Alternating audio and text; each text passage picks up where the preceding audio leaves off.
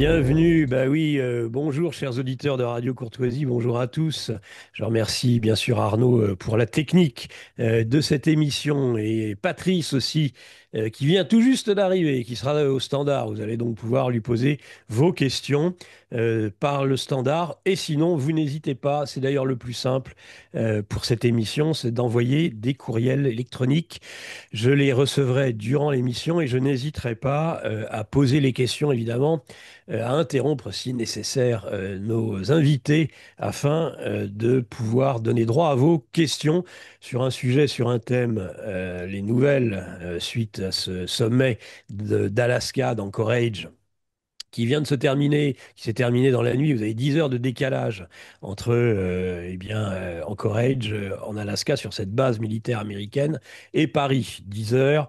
Nous sommes sur ce lieu où finalement on passe, comme l'a dit Vladimir Poutine, d'hier à demain et de demain à hier. Et on a eu l'impression d'ailleurs qu'on avait un peu remonté le temps dans ce qui fut très fastueux avec ces avions de combat, ces soldats américains. On se serait cru, moi en tout cas, et je demanderai leur avis à mes invités dans un instant, un peu dans cette époque du monde bipolaire de l'URSS face aux États-Unis. Il y avait quelque chose de très martial avec cet avion B-2, ces avions de chasse qui Exactement. arrivaient au moment même où les deux hommes se sont serrés la main. Ce fut très chaleureux. Je dirais, moi, c'est ce qui m'a le plus rassuré dans les échanges entre Trump et Poutine, c'est que nous sommes revenus, nous en discutions avec François Martin il y a 15 jours, cette décadence de la diplomatie occidentale, on est revenu à quelque chose de très classique, qui a duré 2 heures et demie, 3 heures, avec un format qui a été caché jusqu'au dernier moment à la presse, et c'était pas plus mal, où vous aviez 3 et 3, et non pas un face-à-face, ce qui était évidemment bien plus souhaitable, 3 Américains et 3 Russes, dont les patrons, je dirais, de la diplomatie, l'essentiel, le secrétaire d'État Marco Rubio d'un côté, et puis aussi le ministre des Affaires étrangères Lavrov, qui arborait pour l'occasion d'ailleurs un magnifique t-shirt USSR, et c'était tout à fait ça. On avait l'impression que nous étions revenus en arrière à cette époque presque bénie, dirions-nous, face à ce monde unipolaire qui a suivi. Alors peut-être que pour passer d'un monde unipolaire à un monde multipolaire, il fallait en revenir à ce monde bipolaire. Ils l'ont dit d'ailleurs, nous sommes deux superpuissances, nous allons régler les problèmes de paix dans le monde et il va falloir que les alliés s'alignent, que Zelensky s'aligne, car c'est lui aujourd'hui, semble-t-il, ça a été terrible, je pense, lorsque il a entendu un petit peu ce qui s'est tenu lors de la conférence de presse. Volodymyr Zelensky, son nom n'a d'ailleurs pas été prononcé, pas plus que celui d'un chef d'État européen. On a parlé des Européens, on a parlé de l'Ukraine, on n'a pas, ça n'a pas été nominatif. Et donc, eh bien, il a été expliqué que beaucoup des points qui permettraient d'arriver à la paix étaient déjà assurés, qu'il en restait au moins un qui ne l'était pas, mais que ça ne dépendait pas de la Russie, mais de l'Ukraine.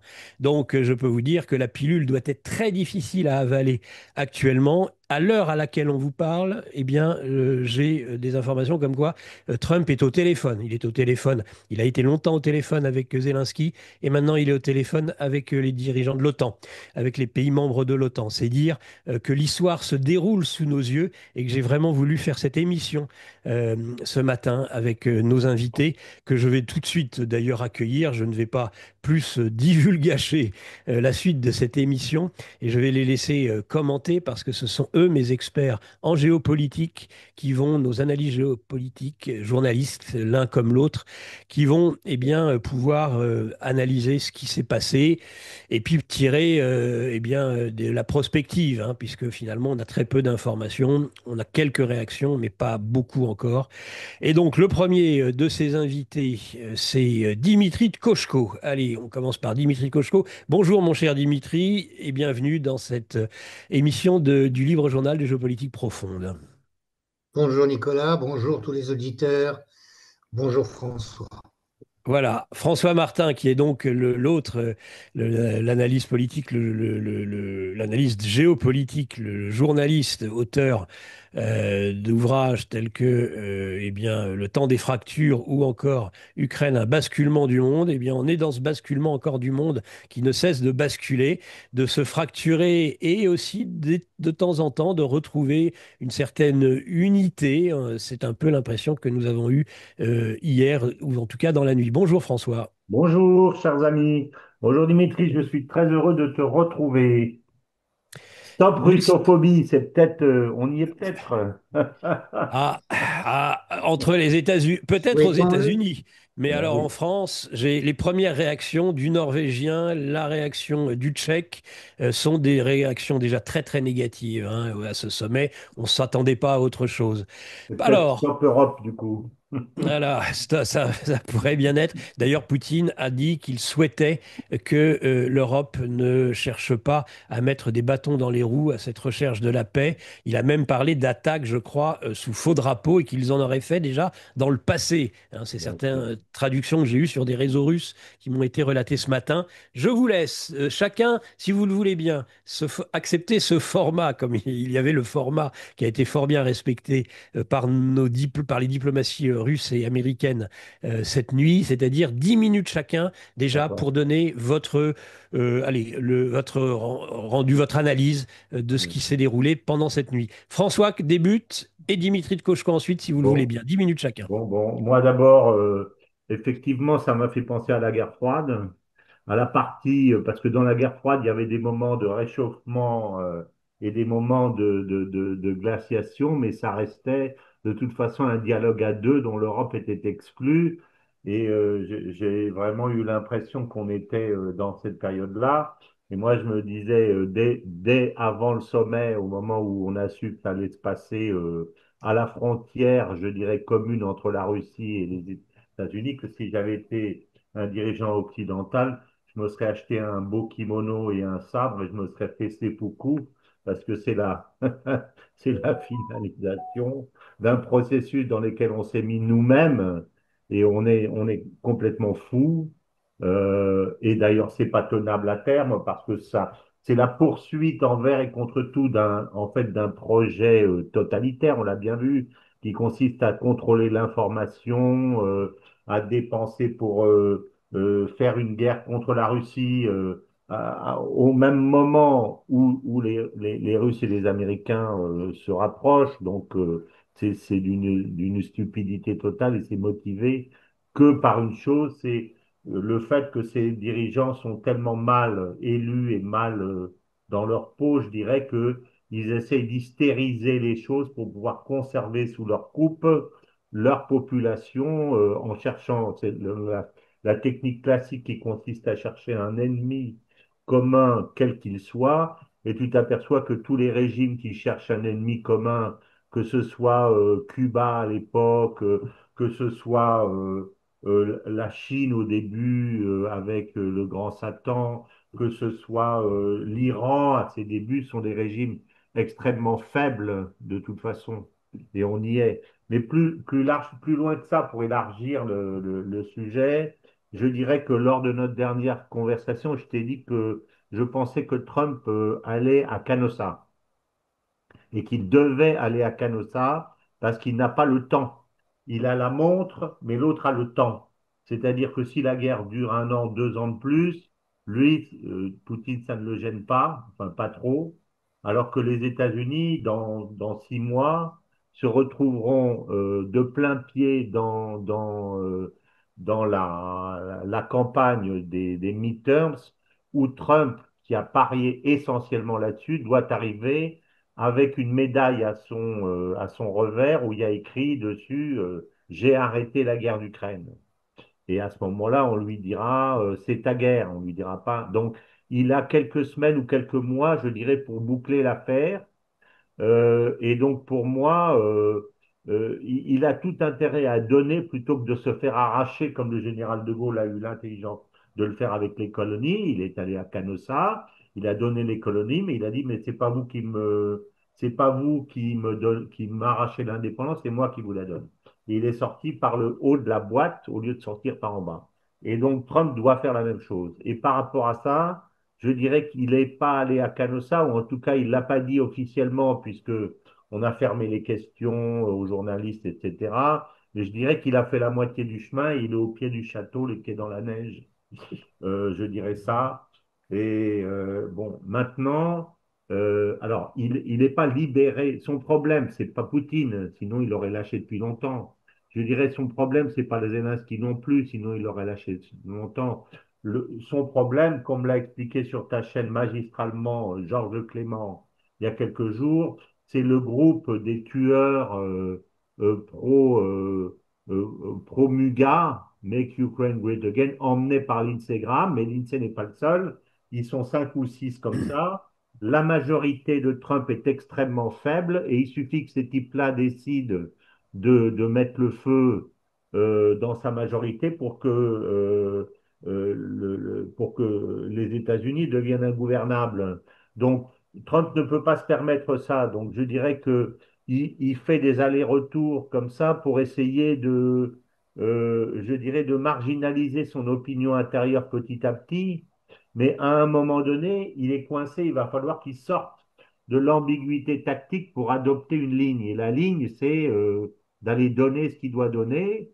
Et je pense que si les Russes ont dit que ça s'était très bien passé, c'est probablement qu'ils ont eu la reconfirmation de ce qui étaient les conditions préalables dont on n'a pas parlé de ce sommet, à savoir que la liste de courses minimum qu'ils ont demandé, que je rappelle étant la Crimée, les 4 oblasts, euh, la démilitarisation, la dénazification et la garantie que l'Ukraine ne rentrera pas dans l'OTAN, ils l'ont déjà depuis le début.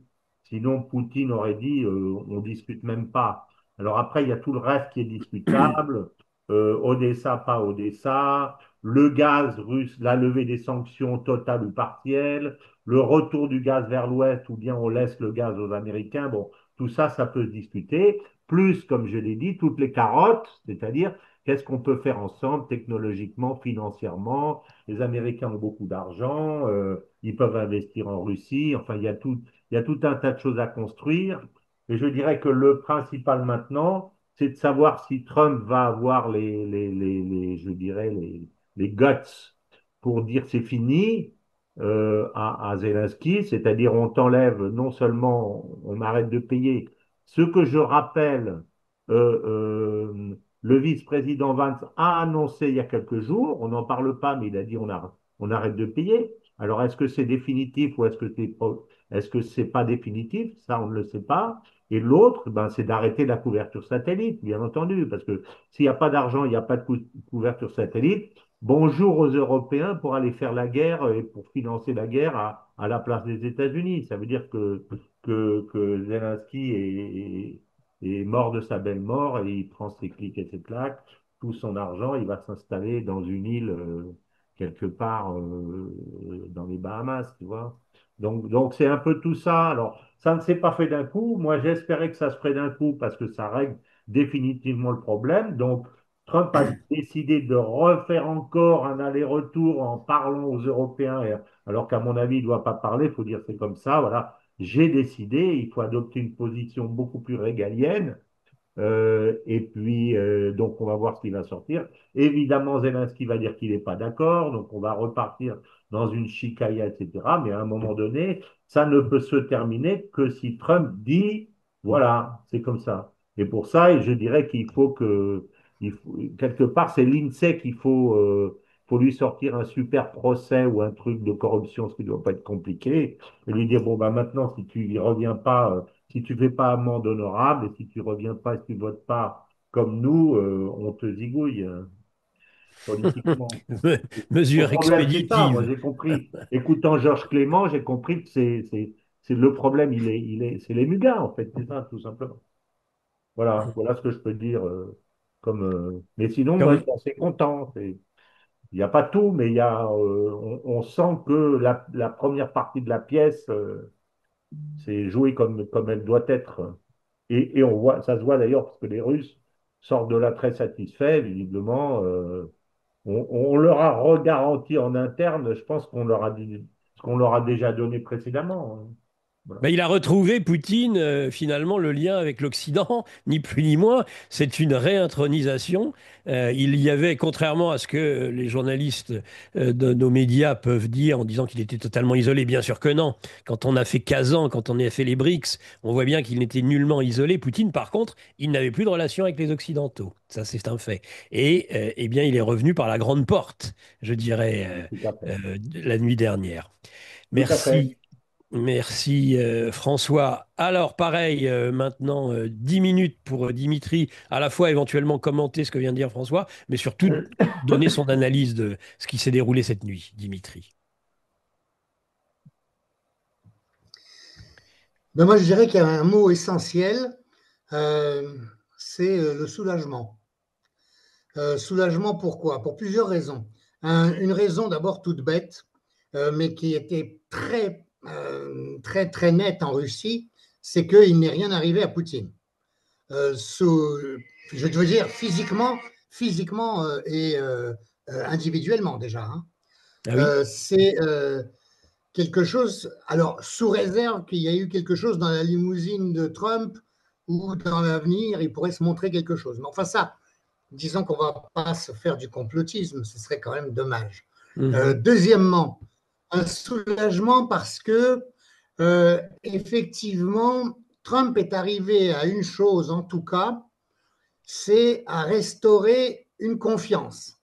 Or ça, c'était pas gagné parce qu'après toutes les trahisons qu'ont fait les Occidentaux par rapport aux Russes, que ce soit évidemment l'extension de l'OTAN, que ce soit les accords de Minsk, que ce soit toutes les actions provocatrices ou sous faux drapeau du type Boutcha, hein, l'abattage du Boutcha. MH17, plus l'affaire de Boutcha et Ouais. autres comédies montées de ce genre complètement tragiques et pour justement justifier la russophobie, euh, Poutine a accepté de se rendre aux États-Unis et a accepté de discuter avec Trump en affirmant qu'il estimait que Trump était quand même sincère, ce qui était, à mon avis, pas gagné. Maintenant, évidemment, la sincérité de Trump, ça ne veut pas dire la sincérité des États-Unis. Il est évident que là, les plans américains qui ont quand même provoqué cette guerre en Ukraine, dont les objectifs restent au niveau des néocons et des dynasties financières qui dirigent les États-Unis et les globalistes en général, c'est évidemment de démanteler la Russie. Et ça, tout le monde le sait bien. Maintenant, Poutine semble, et là aussi c'est un soulagement, semble au moins avoir gagné du temps. Là, pourquoi? Parce que, il a pu aller discuter en Alaska, qui en dehors de la symbolique historique, etc., a aussi, d'ailleurs, soit dit en passant, un petit détail qui montre le rétablissement de confiance, c'est le fait qu'il soit allé déposer des fleurs sur les tombes des pilotes qui ont perdu la vie en allant chercher des avions donnés, enfin, pas donnés, pardon, vendus par les Américains, puisque les Russes n'ont fini de rembourser le fameux Lend-Lease de pendant la guerre que vers 2010. Hein. N'oublions pas ça. Donc, ils n'ont eu aucun cadeau. Mais bref, il y a eu des pilotes qui sont morts en allant chercher ces avions. Et jusqu'à présent, les Américains n'autorisaient pas les diplomates russes à aller déposer des fleurs sur ces tombes. Là, donc c'est très symbolique, mais c'est Oui, évident que ça a marqué un retour de confiance aussi. En plus, d'accord. Poutine a rencontré là l'évêque de l'Église orthodoxe américaine, notamment en Alaska, ce qui est aussi relativement important pour le côté bon voisinage, ce qu'il Ouais. a souligné. Tout à Bon fait. voisinage Il y a une aussi magnifique pour cathédrale l'intérêt, d'ailleurs au passage. Ouais, ouais. La absolument, cathédrale est pour magnifique, la l'intérêt de cathédrale d'Anchorage. l'Arctique, Ouais, ouais, ouais. l'intérêt pour l'Arctique des deux parties. Puisque si Trump veut le Groenland, c'est bien en raison de son intérêt pour l'Arctique. Et là, Poutine avait visiblement des propositions à faire. De même, vous avez remarqué peut-être dans l'intervention de Poutine, il a cité le fait que les affaires reprenaient depuis l'arrivée de Trump. Il a dit pour l'instant c'est très symbolique, mais enfin, on a eu une augmentation de 20% des échanges. parce que les échanges avec les États-Unis, entre la Russie et les États-Unis, sont peut-être pas très importants, d'où le fait que les sanctions que peuvent appliquer les États-Unis, ça sert à rien, quoi, je veux dire, contre la Russie. Et en plus de ça, les Américains ont l'intelligence de ne pas appliquer des sanctions sur les choses dont ils ont besoin. En Russie, notamment les engrais, notamment l'uranium dont ils ont besoin pour faire fonctionner leur centrale, et notamment les terres rares qu'ils peuvent acheter en Russie. Eux, au moins, ne sont pas idiots, c'est pas comme les Européens. Ils ont, je veux dire, ils ont toujours continué à poursuivre les affaires. Et là, cet aspect des choses-là, il a été présent dans ce sommet, dans cette rencontre, moins sans doute que ce qu'auraient voulu les deux délégations au niveau économique, puisque le dîner a été annulé et les rencontres économiques ont eu lieu sans doute, mais d'une manière bien plus discrète. N'oubliez pas que parmi la délégation de Poutine, il y avait quand même deux hommes économiques et qui sont en plus des complètement pro-occidentaux, enfin, peut-être pas complètement pro-occidentaux, mais en tout cas, qui sont des gens faits dans le moule européen occidental et même américain, puisque Kirill Dmitriev est un enfant de Harvard notamment, a été quand même chez Goldman Sachs, a été chez McKinsey.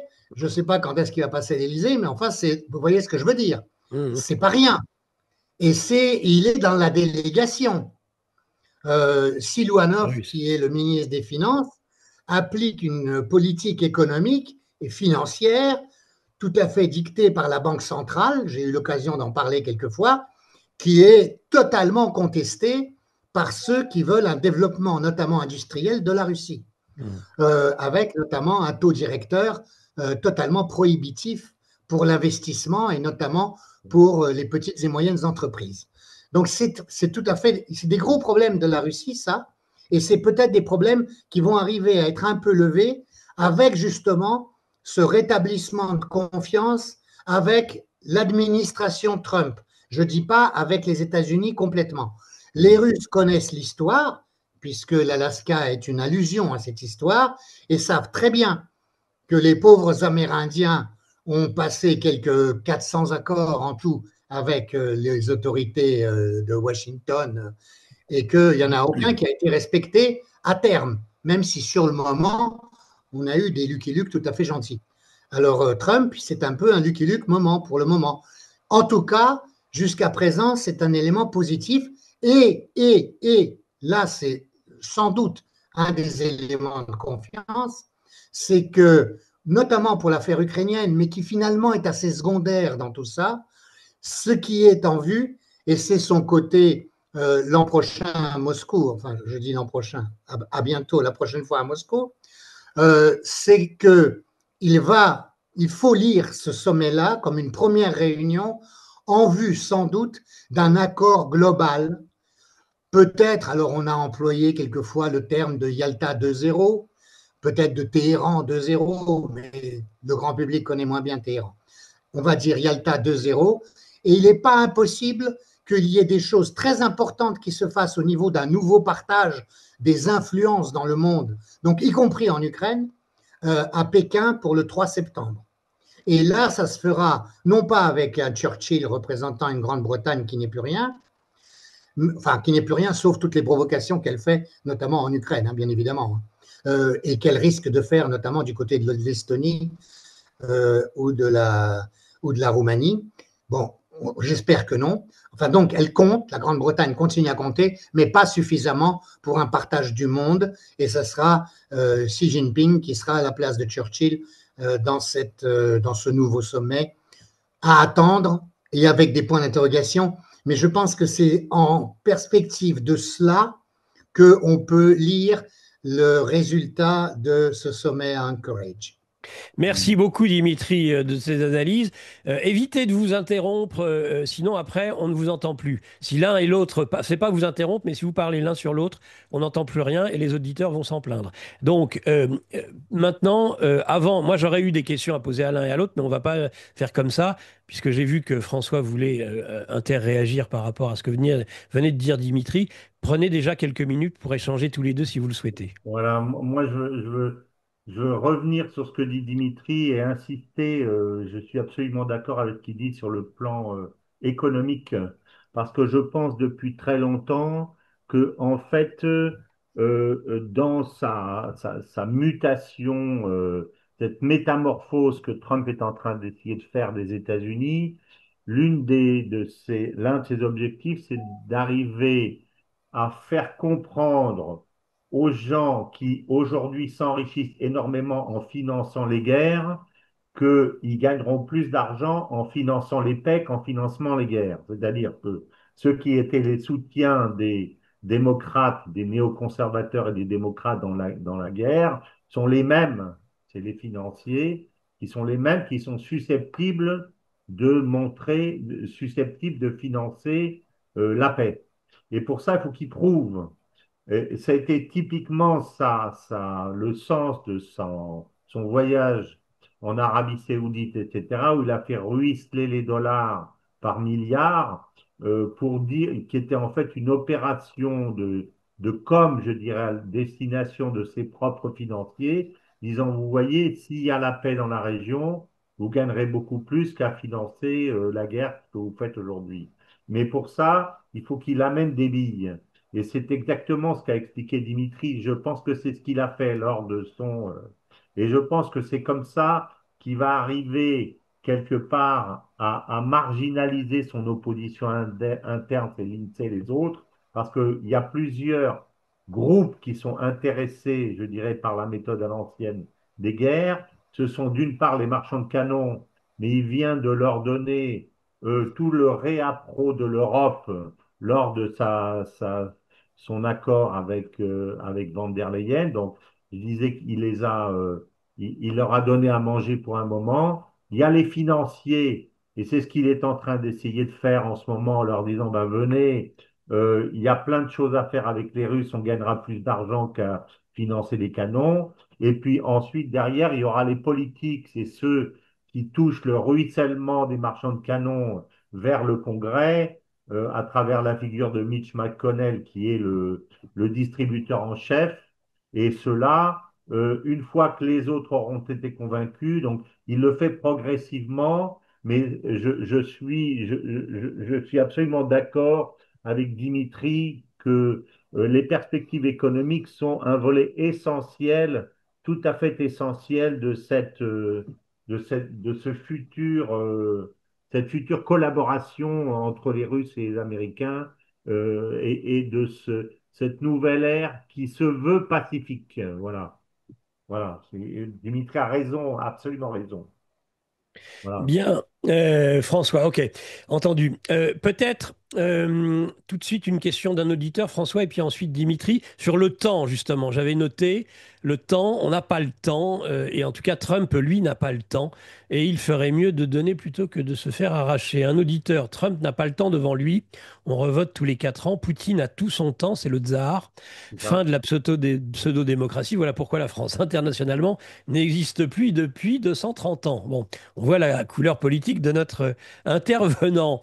Mais au-delà du problème franco-français, de la pseudo-démocratie, est-ce que ce manque de temps chez Trump peut quand même provoquer encore à l'avenir, dans l'avenir proche, de fortes tensions entre Poutine et Trump? Parce que moi, j'ai l'impression que pour Poutine, c'est pas terminé. On peut dire quelques mots, si vous le souhaitez, sur le terrain, mais il semblerait que les choses s'accélèrent et qu'elles continuent d'ailleurs à s'accélérer malgré la propagande ukrainienne, c'est-à-dire que la Russie gagne du terrain actuellement et ces négociations de paix, à mon avis, vont pas aller dans le sens du renforcement du moral des troupes ukrainiennes, je ne le pense pas, surtout quand on sait les rumeurs actuelles, c'est-à-dire se battre pour un territoire qu'il va falloir rendre.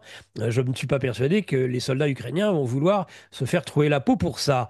Ce manque de temps, est-ce qu'il n'y a pas encore un problème de tempo justement entre les deux, entre l'un qui veut aller très vite, parce que aussi sur le plan tactique, sur le terrain, ça ne va pas du tout en faveur actuellement des Ukrainiens et donc des Européens, et est-ce que Poutine, lui, n'a pas intérêt encore à gagner du temps justement? Ben, je dirais que c'est un peu ce dont on avait parlé la dernière fois, c'est le proverbe africain qui dit vous, vous avez la montre, mais nous avons le temps. Et quand tu négocies et que toi, tu n'as pas le temps parce que tu as 24 heures pour arriver à trouver un accord, et qu'en face, tu as des gens avec des mentalités du temps long, qui est le cas des Russes ou qui est le cas des Moyen-Orientaux ou le cas des Africains que j'ai pratiqué pendant si longtemps qui te disent, ben, si on ne se met pas d'accord maintenant, ben, on se revoit dans un mois, dans 2 mois, dans 3 mois, peu importe. C'est toujours celui qui a la montre et qui n'a pas le temps qui craque. Parce que lui, il a une autre échéance derrière, etc., etc. Mhm. Donc, on est exactement dans cette situation-là. Mais cette situation-là ne va pas augmenter les tensions entre les deux, Ouais, puisque c'est de un toute problème. façon, Poutine, il va continuer son agenda. Il veut Slaviansk et Kramatorsk, il va l'avoir. Donc, la seule perspective pour Trump, c'est ou bien de donner ce que Poutine lui demande, ou de se le faire arracher. Donc, c'est Poutine, c'est Trump qui a la pression, en fait, en ce moment. Et c'est Trump qui va l'avoir. Et c'est lui qui est obligé, à un moment donné, de sortir du bois et de dire, voilà ma ligne. Et surtout, de s'y tenir. Parce que il se discrédite, en fait, en faisant. C'est le louvoiement, ça n'est pas forcément une mauvaise chose. Parce que tu t'aperçois que d'une fois sur l'autre, en louvoyant, il a quand même gagné du terrain. Mais à un moment donné, il faut, je veux dire, humilier moins et punir plus. Tu vois ce que je veux dire? Il faut qu'à un moment donné, ils disent à Zelensky, c'est terminé. Voilà. Mais pour ça, je dirais, il faut qu'il prenne une position régalienne. Il faut qu'il s'y tienne. Il faut qu'il s'y tienne absolument. Il faut qu'il choisisse et qu'il dise c'est comme ça. Il ne sera pas véritablement un grand dirigeant tant qu'il ne sera pas passé dans un mode qui est pas un mode où on fait des grandes phrases et on humilie les uns et les autres. Enfin, il avait la possibilité d'exécuter Zelensky au mois de mars, mais il l'a pas fait. Alors peut-être que le problème, c'est pas Zelensky, c'est Graham, mais à ce moment-là, il faut trouver une façon d'exécuter Graham, si tu veux. Il faut dire que l'État, c'est moi. Voilà. C'est ce qu'on attend. C'est ce qu'on attend de lui. Et à ce moment-là, il se débarrassera du problème et il abordera ces midterms qui sont véritablement son échéance avec véritablement des choses dans son escarcelle. Euh, Georges Clément expliquait que sur le plan interne, il a fait énormément de choses. Il est en train de redécouper de redécouper les circonscriptions qui avaient été charcutées par les démocrates précédemment. Donc, il prépare ces midterms, mais elles vont être essentielles. Mais s'il attend, il va se retrouver avec cette guerre d'Ukraine qui va lui coller au dos comme la tunique de Nessus sur le dos du pauvre Héraclès. Et il n'arrivera pas à s'en débarrasser. Donc, il n'a pas beaucoup de temps. Ce sommet, en fait, est un sommet qui doit se faire en deux parties, mais lors du prochain sommet, il faut affirme le fait qu'il donne les quatre oblasts et donc il coupe Zelensky définitivement. Il faut qu'il rentre. Euh, Merci François. La Voilà. réaction de Dimitri par rapport à ça, sachant que je donne une information complémentaire que je viens de découvrir, c'est-à-dire que Zelensky est attendu à Washington lundi matin. C'est-à-dire, on vient de l'apprendre. Trump a échangé d'abord avec Zelensky, ensuite avec les membres de l'OTAN. Il y avait Van der Leyen, il y avait Merz, il y avait Macron, il y avait toute la clique. Il a échangé avec eux, mais avec Zelensky, plus d'une heure d'échange, et il est convoqué à Washington lundi matin. Ça Ils semble vont, s'accélérer. ils vont lui mettre du cyanure dans son thé, à mon avis. Dimitri, Non, alors je crois qu'effectivement, au point de vue de temps, c'est vrai que Trump est pressé pour ne pas avoir à assumer la guerre en Ukraine, qui en fait est mal partie. C'est pour ça qu'il veut s'en débarrasser. C'est que, bon, bah, ça n'a pas marché ce coup-ci. Ils vont recommencer dans quelques années quand ça ira mieux. Et puis voilà, quoi. Alors évidemment, du côté russe, ce qu'il faut, c'est de ce point de vue-là gagner du temps, c'est-à-dire que qu'on gagne le plus d'années possible avant que les États-Unis ne recommencent à vouloir démanteler la Russie et s'en emparer, si toutefois, évidemment, ils restent la puissance hégémonique qu'ils Voilà, sont encore aujourd'hui. certes. Ça aussi, c'est quelque chose qui est sous question. Et c'est justement peut-être qu'en admettant que le monde a un peu changé, que l'hégémonie doit se partager un petit peu, que Trump arrivera à sortir par le haut de ce conflit finalement régional de l'Ukraine. Parce que ici, notamment au niveau de tous les médias subventionnés, on insiste uniquement sur les aspects Ukraine, sur c'est un échec parce qu'il n'y a pas eu de cessez-le-feu. Il n'y a qu'eux qui ont proclamé que le sommet était sur un cessez-le-feu en C'est Ukraine. sûr. Ce n'était pas du tout le cas dans la façon d'apporter la chose, d'aborder la chose, aussi bien par Trump que par Poutine. Donc de ce point de vue-là, on ne peut pas dire qu'il y ait un échec parce qu'il n'y a pas de cessez-le-feu. D'autre part, c'est vrai qu'un cessez-le-feu, il ne faut quand même pas prendre les Russes pour des imbéciles à ce point. Ils ont été abusés plusieurs fois. Comme a dit M. Brzezinski à Dugin, ça a été cité sur GPTV, n'est-ce pas, que Brzezinski, quand Dugin lui a demandé « Mais pourquoi n'avez-vous pas tenu parole dans ce que vous avez promis à Gorbatchev de ne pas étendre l'OTAN ?» et que Brzezinski, ça, on sait que c'est comme ça qu'ils agissent en général. Donc, personne de ce point de vue-là, visiblement, et ça c'est un de mes soulagements, visiblement, le complexe des Russes devant les Occidentaux, puisque les Russes sont une partie européenne, ne l'oublions pas, et qu'ils sont évidemment très souffrants du fait que leur partie d'eux-mêmes de l'Europe se conduisent comme ça vis-à-vis d'eux. Donc évidemment qu'ils essayent de tout faire pour rétablir les ponts. Mais ça ne veut pas dire qu'ils sont isolés diplomatiquement, pas du tout. C'est ce que vous disiez tout à l'heure, et c'est bien évident que c'est pour ça que c'est peut-être en Chine que s'il y a une nouvelle discussion de la sécurité globale, et vous avez vu que ça a été évoqué, cette sécurité globale, comme quoi Trump l'acceptait.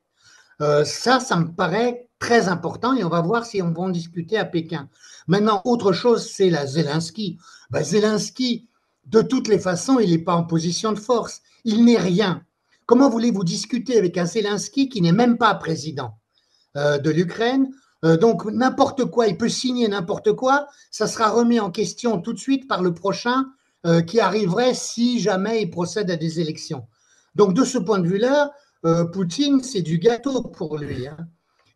Il a même pas à trop chercher à gagner du temps. Là, ce qu'il a voulu faire visiblement, en se rendant aux États-Unis, c'est-à-dire en prenant un risque hein, quand même, hein, en appuyant aussi grossièrement, diplomatiquement, je dirais, dans son intervention Trump personnellement, en disant notamment Trump a bien raison de dire que s'il avait été élu, il n'y aurait pas eu cette guerre. Oui, oui. Des trucs de ce genre-là, bon, c'est évident qu'il est venu là pour faire la campagne de Trump des midterms, quoi. Oui. Donc, de ce point de vue-là, je pense que la sortie par le haut, c'est la négociation d'une nouvelle sécurité européenne et mondiale. Et ils ont, sans l'évoquer vraiment, notamment l'aspect du désarmement. Et n'oubliez pas que l'an prochain, un des grands accords arrive à terme au niveau des missiles.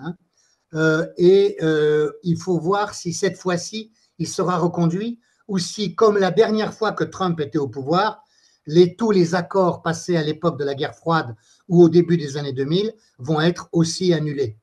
Parce que ça, c'est un vrai danger de guerre nucléaire.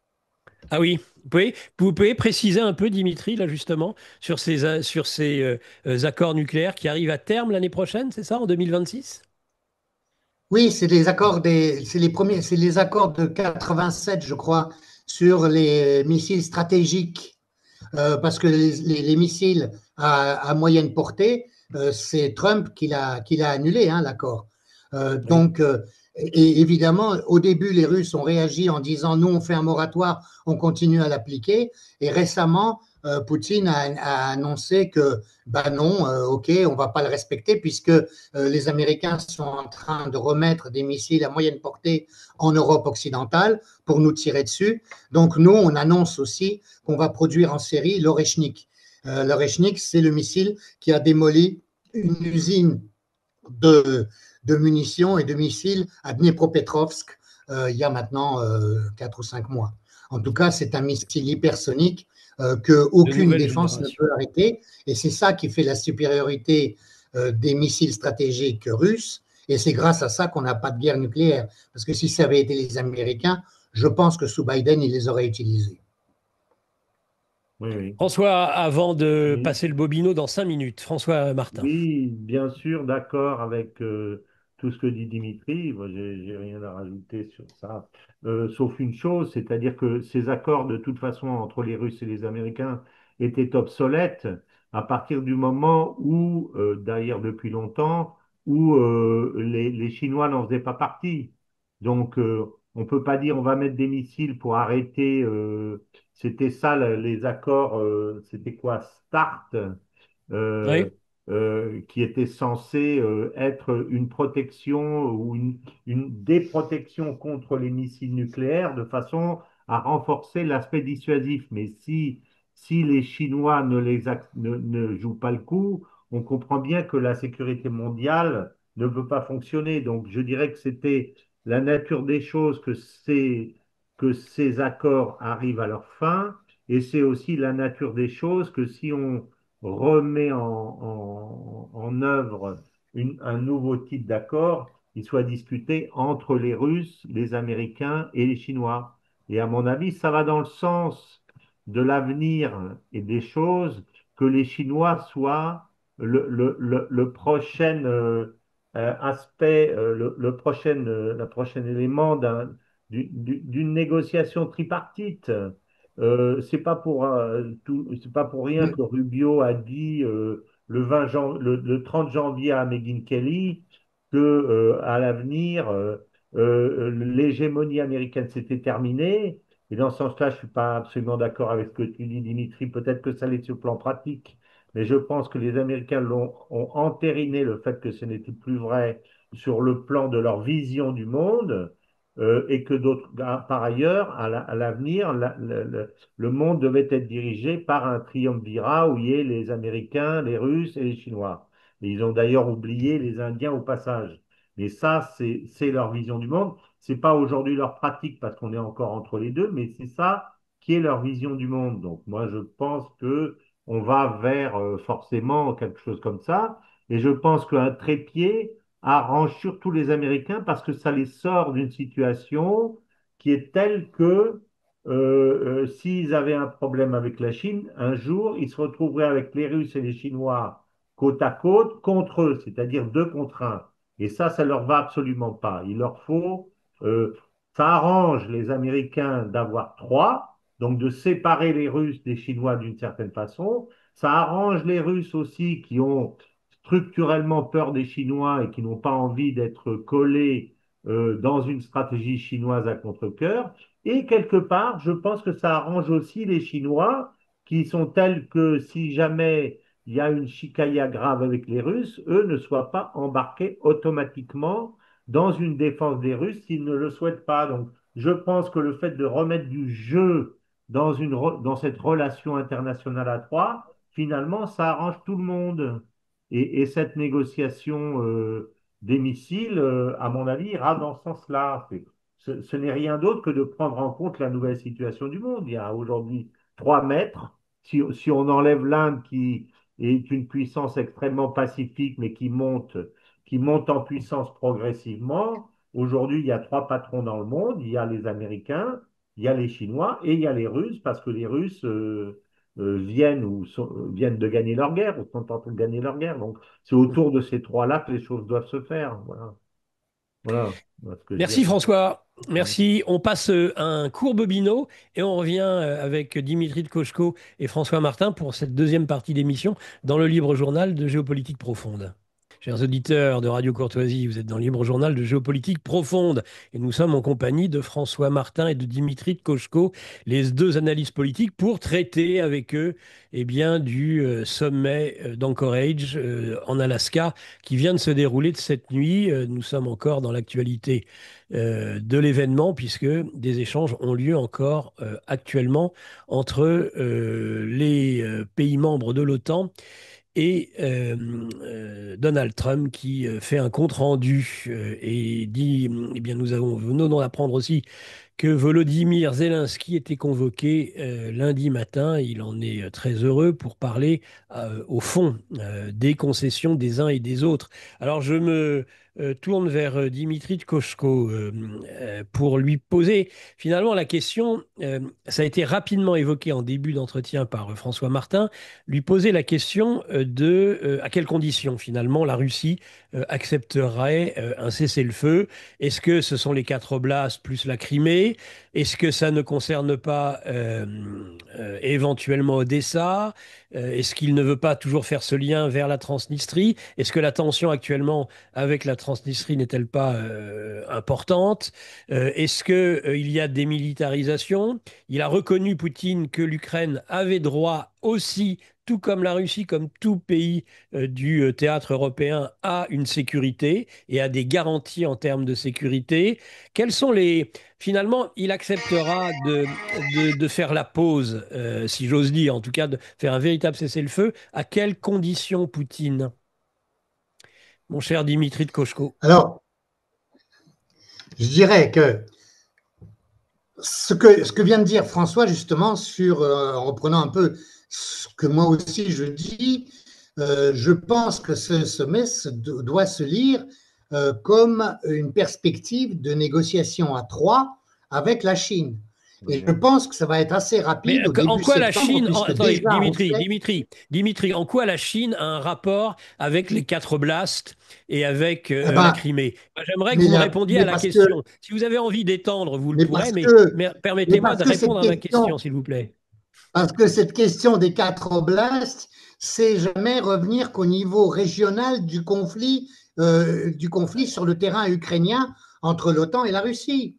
C'est en sortant justement au niveau mondial et au niveau de la négociation de la sécurité, dont celle de l'Ukraine et de la Russie, qu'on arrivera à sortir de la question ukrainienne. Alors, les 4 oblasts et la Crimée, ce qui sont des questions, disons, de statut un peu différent, mais il n'empêche que cette question-là est pour les Russes une question réglée.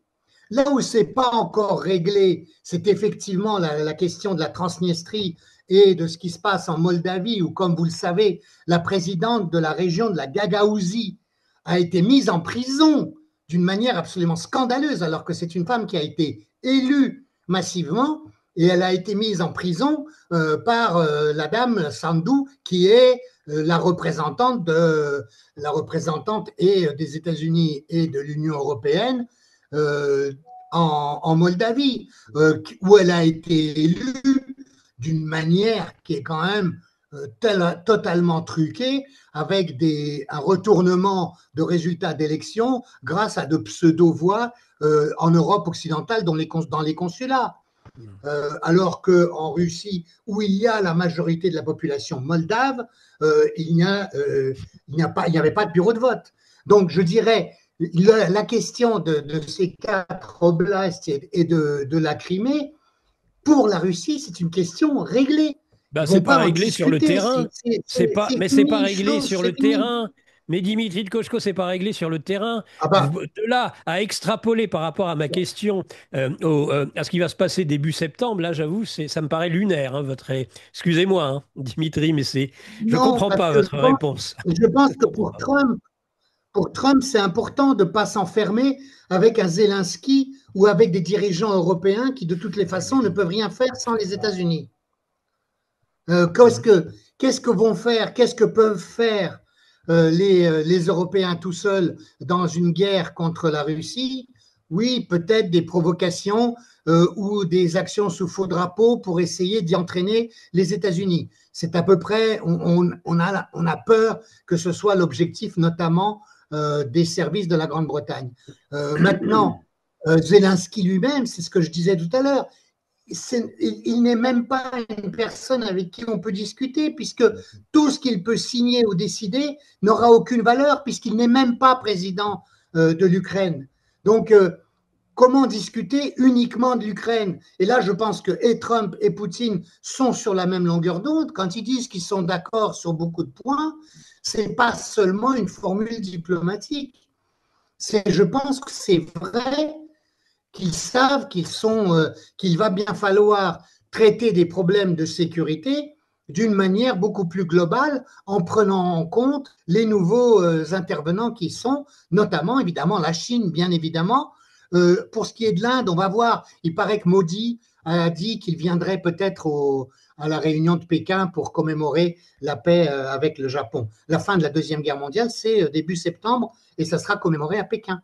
Et Trump devrait y aller aussi. Donc c'est Alors là que ça, ça va être vous croyez intéressant. que Trump va C'est y là que ça va aller? être le sommet.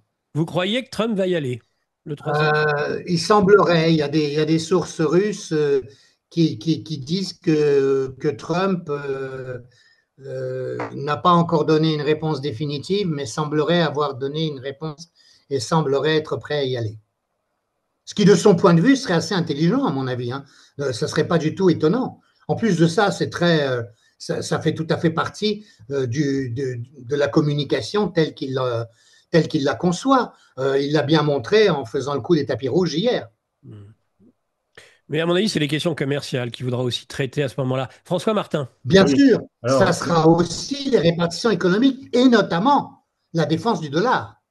Parce que paradoxalement, je pense que s'il peut obtenir un sursis pour le dollar, ça sera bien en discutant avec les principaux intervenants des BRICS, notamment la Chine et la Russie, que Trump pourra l'obtenir. Parce que ce soit la Russie ou que ce soit l'Arabie Saoudite, hein, qui est au mieux aussi avec la Russie, parce que Poutine, là on dit il était isolé, il était reçu nulle part. Mais regardez comment Poutine avait été reçu en Arabie Saoudite et dans les Émirats Arabes Unis, enfin quand même. Donc là aussi, les commentaires de malheureusement ce qu'on appelle encore notre presse ne correspondent enfin, à rien, que ce soit d'une manière volontaire ou d'une manière. Bon, bref. Le fait est que oui, même la défense du dollar, parce que malgré le fait que la Chine se débarrasse d'une bonne partie de la dette américaine, malgré le fait que la Russie aussi a arrêté d'acheter de la dette américaine et achète plutôt de l'or, les bons du trésor américain, il y en a quand même une énorme quantité sur les bras des Chinois, sur les bras des Russes, sur les bras des Saoudiens.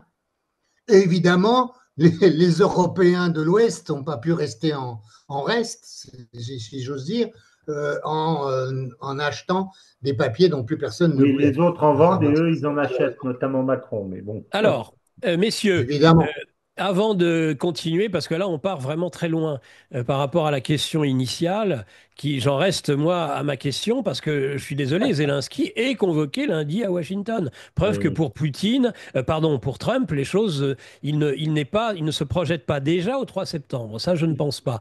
Mais François Martin. Oui, alors je suis d'accord avec toi, Nicolas, pour dire que euh, quoi qu'il se passe, tant qu'il y a un caillou dans la chaussure des États-Unis avec la question ukrainienne, ils ne peuvent pas se projeter dans un règlement global qui inclut la Russie, la Chine et éventuellement l'Inde. L'un doit passer avant l'autre, forcément. Donc, c'est deux questions liées, mais il y en a une qui est première, dont il faut se débarrasser. Et la deuxième remarque que je dois faire, c'est que peut-être que Zelensky n'a plus de pouvoir légal, mais il reste qu'il a un pouvoir effectif. La meilleure preuve, c'est qu'il va lundi à Washington. Donc, il reste à la tête de son gouvernement, qu'il a resserré, il verrouille, il a ses oligarques qui le suivent encore, il a ses sponsors européens si ce n'est américains qui le suivent encore. Il essaye d'avoir des armes alors qu'il en a pratiquement plus, mais il fait partie du jeu, quoi qu'on en dise. Donc, le fait que légalement il ne soit plus rien ne veut pas dire que effectivement il ne soit pas encore un des pions extrêmement importants. Donc, c'est effectivement ça que Trump doit régler en premier. Alors, qu'est-ce qui va se passer lundi, effectivement? Est-ce qu'il va l'exécuter définitivement, ce que j'espère, ou est-ce qu'il va lui dire attends, et il va lui redonner un coup comme il fait, un coup à gauche, un coup à droite? C'est ça qu'on va voir. Moi, j'attends encore une fois que Trump sorte de son ambiguïté tactique pour entrer dans la droiture stratégique. C'est ça que j'attends, qui choisit sa ligne. Et encore une fois, je reviens à ce que j'ai dit. S'il veut, début septembre, aller régler les problèmes, aller arriver en Chine en vainqueur, en disant voilà, j'ai fini la guerre, il n'a pas le temps. Il a la montre, mais il n'a pas le temps. Donc, il faut qu'il choisisse. Il ne peut pas arriver en Chine en disant ah ben, peut-être bien qu'il y aura la guerre, peut-être pas qu'il y aura la guerre. Il se discrédite au fur et à mesure quand il fait ça. Donc, je pense, j'espère que lundi sera le moment de l'exécution définitive. Voilà. Et puis tout le monde va faire ouf. Alors après, il se débrouillera avec l'INSEE, mais il dira à l'INSEE, ben, écoute, qu'est-ce que tu veux? C'est comme ça. Voilà, c'est l'avenir, allons vers l'avenir, faisons de l'argent avec les Russes, faisons de l'argent avec les Chinois, etc. Mais sortons de ce truc. Bon, est-ce qu'il aura les guts d'affirmer une position véritablement régalienne? C'est ça qui va être la Alors, surprise de un lundi prochain. auditeur, un auditeur pour pour nourrir les échanges, un cessez-le-feu n'est pas une armistice, ce qui n'augure rien de bon pour la suite du grand échiquier.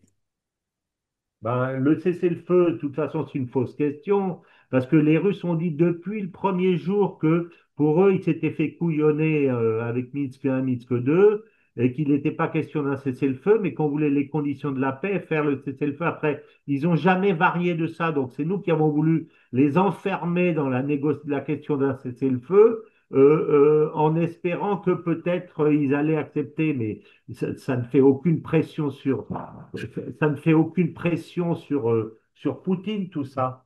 Donc, c'est vraiment cette espèce de serpent de mer du cessez-le-feu, je le vois plus comme une auto-justification des Occidentaux, et en particulier des Européens, parce qu'ils essayent de se raccrocher à quelque chose, mais ça n'a pas de sens. Ça n'a pas de sens. Il y a une des parties qui a dit non, jamais. Donc, Enfin, ça sert à quoi d'y revenir sans arrêt? Dimitri, quand les Russes, non, les Russes ont proposé un cessez-le-feu, notamment en cessant de bombarder les centrales d'énergie, tout ce qui est lié à l'énergie. Et ça plaisait d'autant plus aux Américains que les Américains aussi avaient fait pression pour qu'il n'y ait pas trop de destruction C'est ça. enfin, des éléments énergétiques, parce que ça concerne le pétrole et le gaz C'est ça. en Ukraine, parce que ça pouvait avoir des conséquences sur le marché et sur les prix de l'énergie Ouais. dans le monde. Donc, de ce point de vue-là, il y a eu des propositions de cessez-le-feu qui ont été faites par les Russes.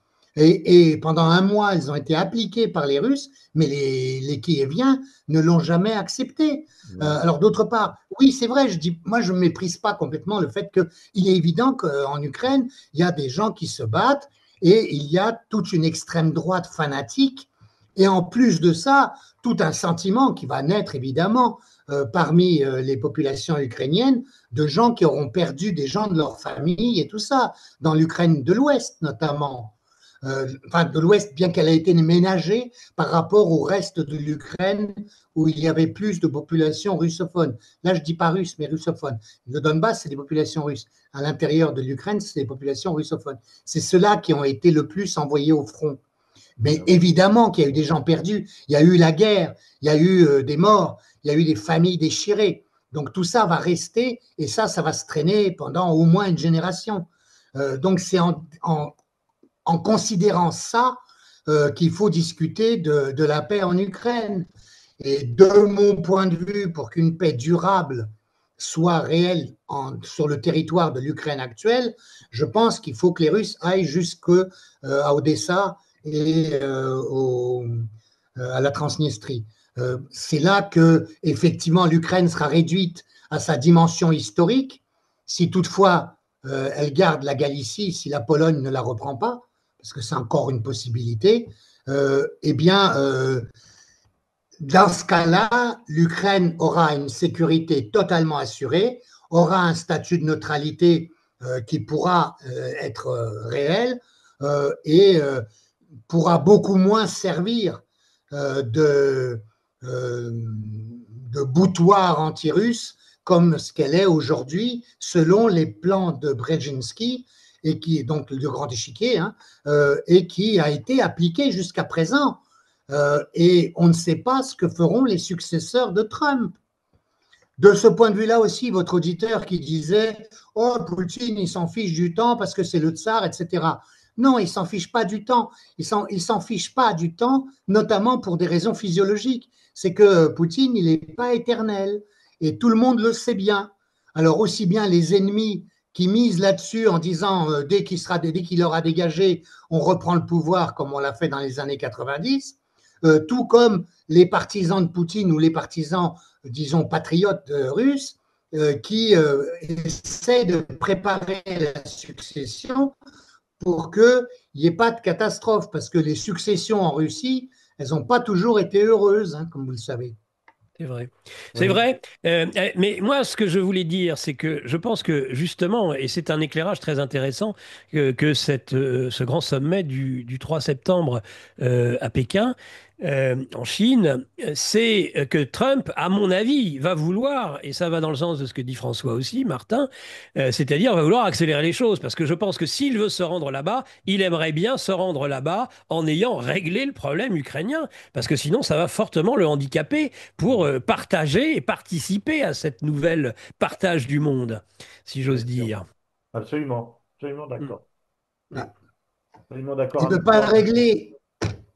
Il ne veut pas le régler, le problème ukrainien, puisque qui est-ce C'est qui va ça. mettre au pas les éléments d'extrême droite, les corps francs, dont d'ailleurs se propose de se servir d'ores et déjà Madame von der Leyen contre les Européens qui n'accepteraient pas sa dictature. Vous avez entendu dire que sur Budapest, apparemment, ils ont des projets au niveau de Madame von der Leyen et de sa bande pour réduire un peu Orban. Et là aussi, on envisagerait l'utilisation de ce qu'on peut dire être les nouveaux corps francs, comme à l'image des Allemands de 1918, qui seraient justement des anciens combattants de la guerre en Ukraine et qui font partie de ces éléments néo-nazis ukrainiens Oui, mais et qui n'acceptent Dimitri, pas Zelensky non plus. Hein. Dimitri, ça, François. c'est pas. On regarde pour l'instant la stratégie de Trump. Si ça se dispute à l'intérieur de l'Europe, je dirais que c'est pas le problème c'est pas le problème de Trump, ça. Le problème de Trump, c'est sa stratégie. Il faut qu'il, comme je l'ai dit Mais, déjà, il faut qu'il métamorphose les USA pour que les USA rentrent de plein pied dans un dialogue avec les BRICS qui ne soit plus un dialogue de type parce que c'est un dialogue de type colonial, c'est-à-dire la bénévolente globale hégémonie, l'hégémonie globale bienfaisante, je vous bombarde. Si vous ne faites pas ce que je dis, et même si vous faites ce que je dis, je vous bombarde quand même. Donc, colonial, qu'on sorte donc de cette période coloniale militaro-diplomatique et qu'on rentre dans une phase qui est commercialo-diplomatique. Et s'il veut avoir fait ça, il faut qu'il ait liquidé ces guerres, ou au moins, en tout cas, la guerre d'Ukraine qui est la plus près d'être réglée. Et à ce moment-là, il pourra arriver à Pékin en disant, voilà, je l'ai fait, et il parlera d'égal à égal avec Modi, il aura montré et prouvé le fait qu'il est sorti qu'il aura liquidé le système, je dirais, bjéjinskien. Je vais dire, voilà. Et puis qu'il aura mis au pas ses alliés, qu'il les aura mis au pas. Tout à fait, voilà, c'est absolument. Et un auditeur, merci Nicolas de filer l'analyse de l'actualité brûlante avec vos invités toujours aussi pertinents. Ah, Question, que formidable fait auditeur, hein. Merci. Question, que vont faire les dirigeants européens, ou plutôt que peuvent-ils faire pour sauver la face? Je crains qu'ils choisissent le suicide des nations plutôt que d'admettre leur impuissance et la paix raisonnable. Voilà, c'est Foucault, voilà, c'est ce que je pense depuis le début. De toute façon, la tenue du sommet, c'était déjà, vous n'existez plus, chers amis, hein. On est retourné à la guerre froide, J'ai une et coupure. nous avons prouvé de toute façon, avec ce sommet tragique Van der Leyen-Trump, que nous étions véritablement un pacte de Varsovie à l'envers, dirigé depuis Washington. C'est ce que je pense depuis longtemps. Mais ils poursuivent un espèce de rêve d'ailleurs, comment dire, qui est antidémocratique, mais qui, à mon avis, va exploser tout seul parce que ne peut pas penser que les États-Unis, par-dessus la tête de l'Europe, vont aller faire des affaires. Ça va se terminer comme ça, avec la Russie et prendre les contrats. Aller travailler à Yamal, etc. Et puis que les Européens vont rester derrière la frontière, qui se seront mis eux-mêmes avec la Russie parce qu'ils ils refusent de leur parler. Enfin, ça serait vraiment le comble de la guerre froide à l'envers. C'est-à-dire, les États-Unis ne seraient plus en guerre froide, mais nous, on s'y serait mis tout seuls. Ça va pas tenir. Je veux dire, à un moment donné, les populations européennes, je veux dire, si elles se révoltent pas, je comprends plus rien à la politique. Alors, elles vont se Ouais. fragiliser de plus en plus, s'affaiblir de plus en plus, se paupériser de plus en plus. Pendant ce temps-là, les Américains, qui sont nos sponsors, en fait, au départ, dans ce système, vont aller ramasser la grosse galette avec les Russes et nous, on va s'interdire de le faire. Donc, là, je comprends pas, je comprends plus. Et je Dimi- comprendrai pas Mais François, l'opposition. François, c'est la situation actuelle. Dimitri, Mais oui, je sais bien.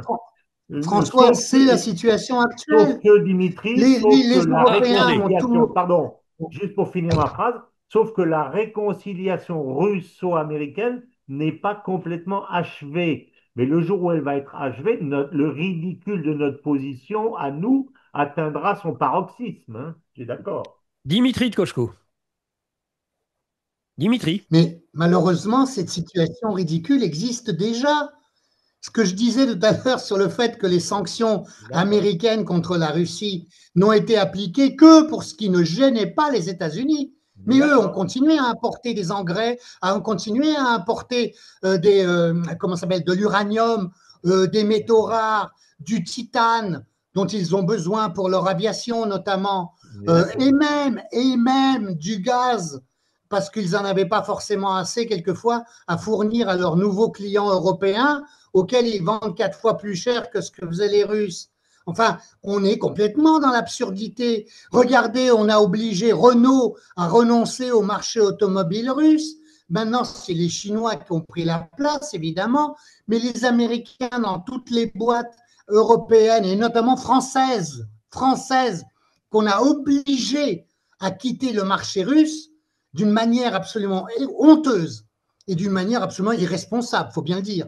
Eh bien, les Américains ont souvent repris, sous des cache-noms, sous des paravents, ont repris.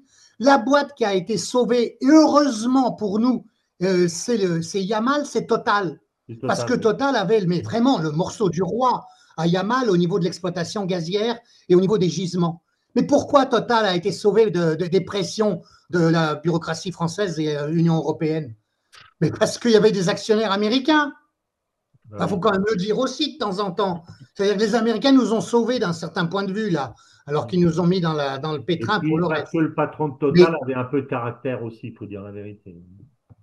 absolument, et ils avaient une bonne tradition pour ça. Mais vous regardez, ils ont déjà perdu un patron pour le fait qu'il avait justement beaucoup de caractère et de personnalité. Donc Oui, bon, enfin, Marjorie. on va pas y revenir. Mais le fait est, écoutez, il a été sauvé, je vous dis essentiellement pour cette raison-là qu'on n'a jamais évoquée, hein. Mais il n'empêche que c'est ça. Ça, c'est le grand paradoxe. C'est-à-dire que notre position à nous, Européens occidentaux, notre soumission aux néocons américains et aux globalistes est telle qu'on est en train, effectivement, ce que disait François, on se paupérise, on perd tout, on est absent de tout débat diplomatique et de toute intervention dans le monde, on ne sera pas à Pékin si effectivement il se partage le monde à nouveau. Enfin bref, oui, on est irresponsable, on n'est plus rien, alors qu'on a été quand même, on est un élément important, l'Europe, depuis trois siècles, et la France en particulier.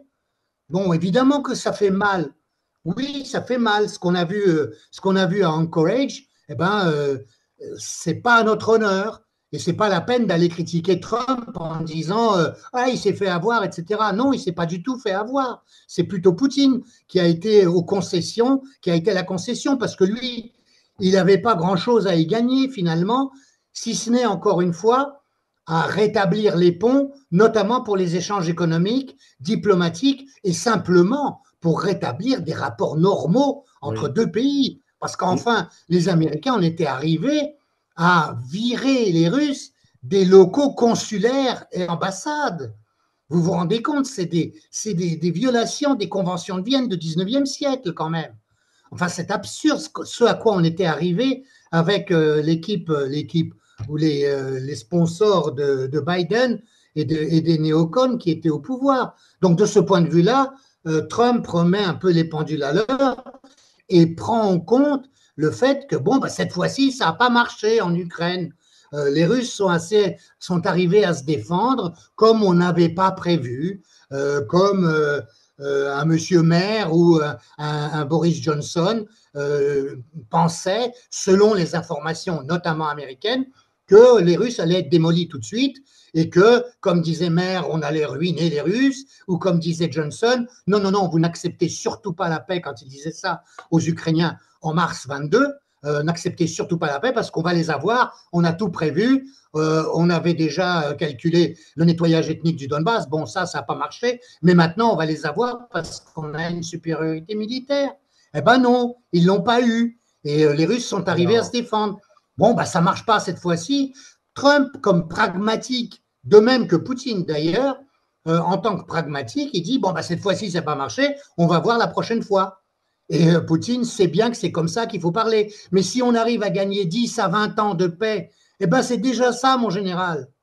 alors, il y a un point François, qu'on n'a pas abordé, je me permets de le faire parce que les questions visiblement ne portent pas là-dessus, c'est que si effectivement euh, il y a un scénario qu'on ne peut pas interdire, qui est d'ailleurs celui qui est proposé par des gens comme Mersheimer ou des gens comme Jeffrey Sachs, etc., qui disent ça peut quand même mal se passer. oui, C'est-à-dire, ah il si, est si, possible que derrière, j'allais poser Ouais. la que question lundi, justement. lundi l'autre, le suricate, là, dise il n'en est pas question, moi je veux pas.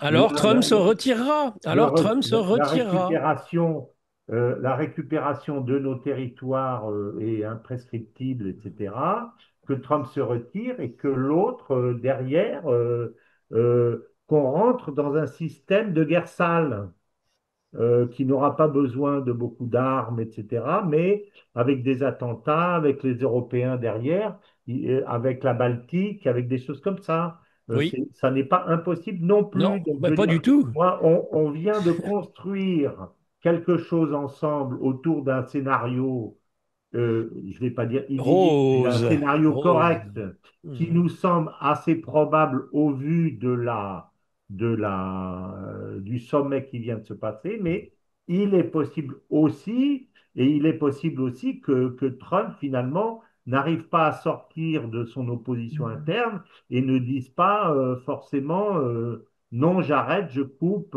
etc. C'est aussi une des possibilités. Et Il l'avait d'ailleurs, Poutine a annoncé. fait une déclaration François, extrêmement François, claire. Attends, je François, finis juste ma phrase. Mais je fais une incise. Vas-y, Si je vas-y. permettais des mois d'exister dans mon émission, c'est quand même incroyable.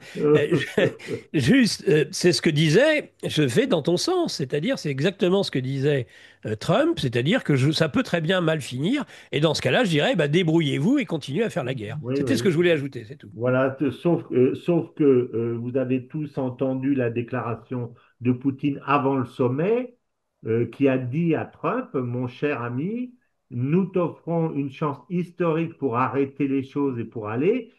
Saisissez cette chance, enfin, cette petite intervention qui dure 5 minutes, elle est d'une dureté et d'une précision totale en disant, c'est votre dernière chance. Sinon, si vous ne la saisissez pas, nous réagirons d'une façon que vous n'imaginez même pas. C'est-à-dire, il a fait du chantage à l'escalade d'une certaine façon, mais ça veut bien dire qu'ils envisagent, les Russes, malgré qu'ils soient assez satisfaits, envisagent la possibilité d'une escalade qui viendrait, même s'il est d'une indécision américaine, et puis d'un autre côté, de la mise en œuvre par les Anglais et par les Ukrainiens de ce que j'appelle la guerre sale, c'est-à-dire on perd sur le terrain, mais on refait une opération avec des drones, on va taper sur Moscou, etc., etc. C'est pas non plus. Je suis relativement un optimiste, mais je ne ferme pas la porte aussi à ce genre de scénario catastrophe, je vais dire. C'est pas non plus impossible. Dimitri? Voilà. C'est ça que je voulais Oui, dire. mais malheureusement, je suis complètement d'accord. Ouais. Oui, c'est ce à quoi je faisais allusion lorsque je parlais des opérations, alors qui sont souvent, le plus souvent inspirées et commanditées par les services secrets britanniques, le MI6 notamment, qui a quand même une longue tradition dans la question, hein, et on craint plusieurs opérations sous faux drapeau ou de type de provocation. Alors, du côté, de la Moldavie, 2 du côté de l'Estonie, 3 du côté de Königsberg, Kaliningrad, et tout simplement des arrestations ou des actes de piraterie contre les pétroliers qu'on appelle les pétroliers fantômes, tout simplement parce qu'ils ne sont pas assurés à la Lloyds. Hein. C'est pour ça qu'ils sont fantômes, soi-disant. Donc les pétroliers qui transportent du pétrole russe et que déjà qu'ils ont déjà essayé d'intercepter en Estonie, au large de l'Estonie, dans les eaux internationales, et il a fallu qu'il y ait un chasseur-bombardier russe qui intervienne pour que les gardes-côtes estoniens s'en éloignent. Mais les provocations peuvent recommencer. Donc oui, c'est à craindre. Oui, l'utilisation d'une bombe sale. Et vous vous souvenez qu'on on n'avait pas bien compris pourquoi au tout début de l'intervention de l'opération militaire spéciale des Russes, les Russes sont allés à Tchernobyl. Il n'y avait aucune raison stratégique ou militaire. Il y avait une raison, c'était d'évacuer les déchets pour essayer d'éviter que les Kieviens ne fassent des bombes sales avec ces déchets nucléaires. Ils ont réussi? Ils ont réussi? Apparemment, on n'en a plus du tout, on en a plus du tout parlé, on n'en a plus du tout. Mais ils n'ont pas été évacués par la force de toute façon. Donc je pense qu'ils sont partis avec les déchets en question. Oui, ça représente pas beaucoup de volume, hein. Donc voilà en tout cas les choses à craindre. Et Oui, puis les bombardements, et n'oubliez pas qu'ils ont repris, les Kieviens ont repris des bombardements ou des tentatives de bombardement contre la centrale nucléaire de Zaporozhye et Oui, puis de Kursk, actuellement. puisque bien quand sûr, bien ils ont fait sûr. leur offensive sur Kursk, l'objectif c'était de s'emparer de la centrale nucléaire C'est pour ça. faire du chantage Et et puis, par lequel on est concerné. Parce voilà. qu'on nous dit toujours, ah, on est en danger parce que la Russie va envahir l'Europe, etc. Ce qui sont totalement des galéjades et des fadaises totalement idiotes.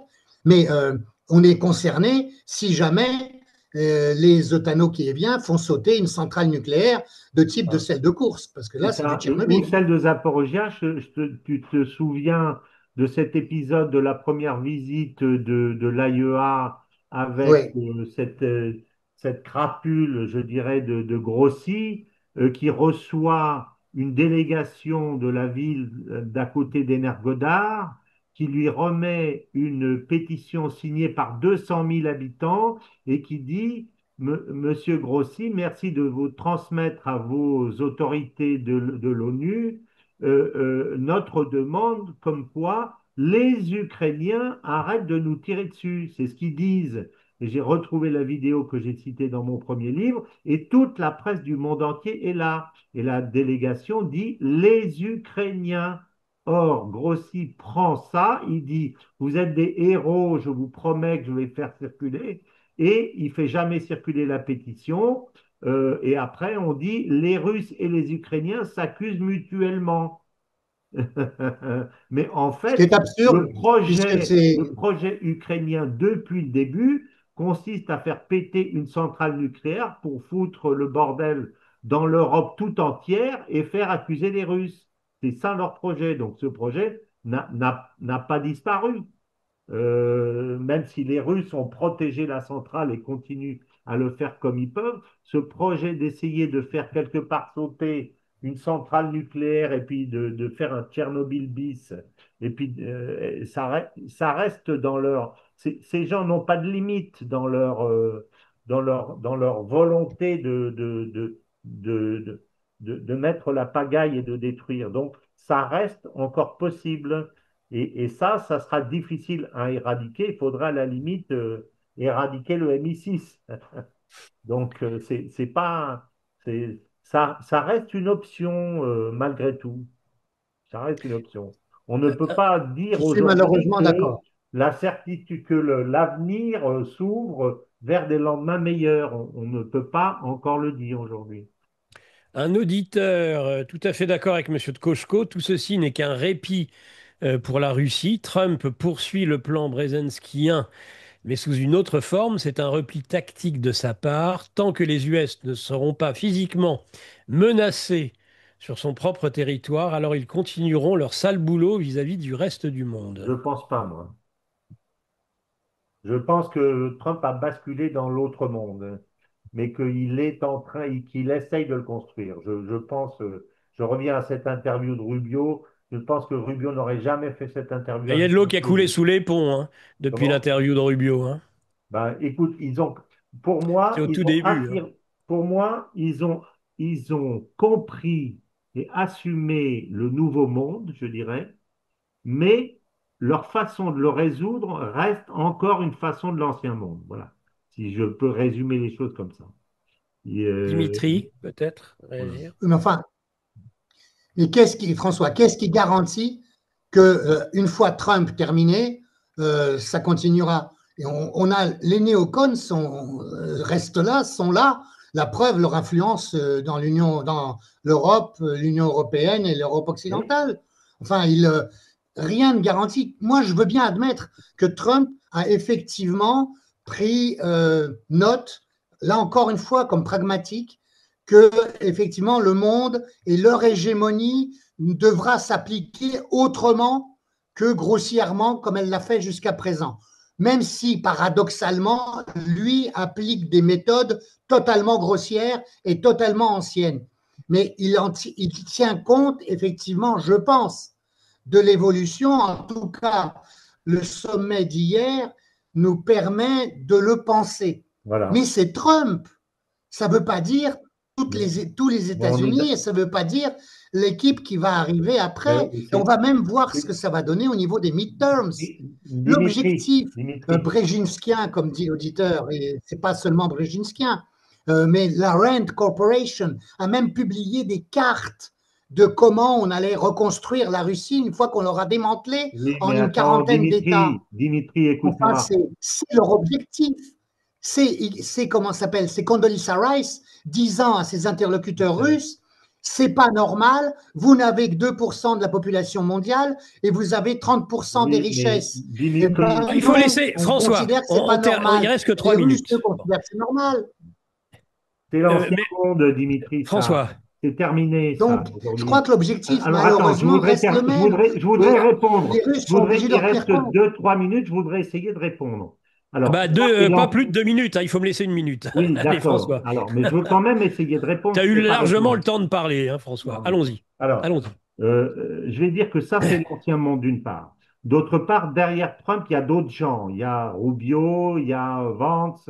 Il construit quelque chose de nouveau avec des hommes. Je suis absolument d'accord que s'il perd les midterms ou s'il perd les prochaines élections, on est revenu à l'ancien. Mais il fait quand même tout aujourd'hui pour pérenniser son mouvement, et pour mettre en place les hommes et les femmes comme Tulsi, etc., etc. Donc, on ne peut pas dire que c'est Trump tout seul non plus. Il y a une volonté de... Le choix de vente, c'est quand même très significatif dans cette affaire.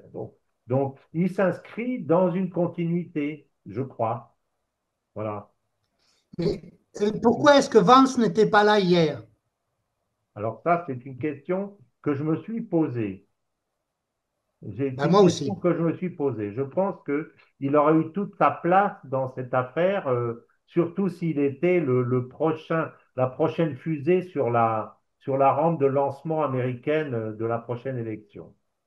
Peut-être que il a lui-même étant peut-être un petit prudent, s'est dit si jamais le sommet explose, que je me mette pas en danger. Alors, le fait que Rubio soit là, c'est normal parce qu'il y a de l'autre côté, il y a Lavrov, donc on est dans la politique étrangère, mais je constate que Vance est un type assez prudent. C'est Mais est-ce une que c'est pas une question de qualité. sécurité aussi? Parce que j'ai l'impression que quand ils ne sont pas directement à la Maison Blanche, ils ne sont jamais tous les deux ensemble. Peut-être pour une question de menace terroriste ou autre, non? Peut-être, Je c'est sais pas. possible, ça. Ça, je sais pas, mais en tout cas, je me suis demandé pourquoi il n'était pas là. Bien sûr. C'est Bon, une bonne question. eh bien, messieurs, ça a Bon, été un débat de grande tenue, voilà, à part une ou deux petites coupures, mais en tout cas, je pense que tout était parfaitement compréhensible. Et je vous en remercie, parce que je pense que nous avons appris beaucoup, beaucoup de choses et que nous avons tiré des perspectives, dont cette projection vers le 3 septembre, qui n'est pas assurée pour tout le monde. Il va falloir régler beaucoup de choses, mais en tout cas, ça me semble aller complètement dans le bon sens. Je vois qu'il y a des questions encore qui affluent, mais un petit peu trop tardivement.